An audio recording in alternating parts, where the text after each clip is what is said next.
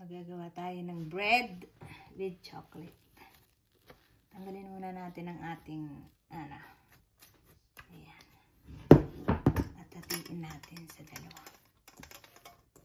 Kasi ayan na.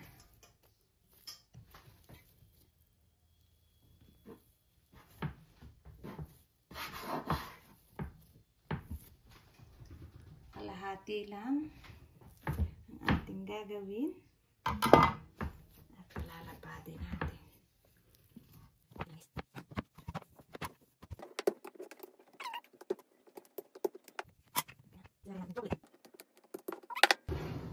Lalagyan natin ng Nutella chocolate.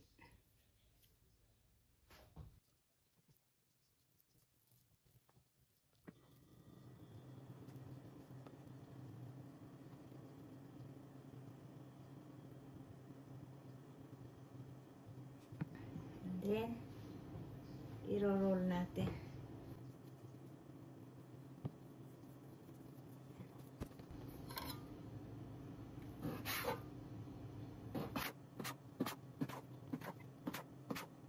Okay. Lalagay natin dito sa ating pan. Kailangan may oil na siya, may grease. Tapos ilalagay natin ng ganito. Lagyan natin ng ganito.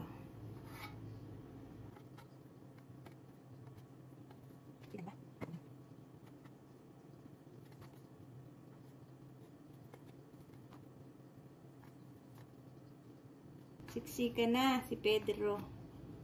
Yan. Ito na siya. Okay. Naano na natin. Ayan. Nag-ano na ako ng egg yolk.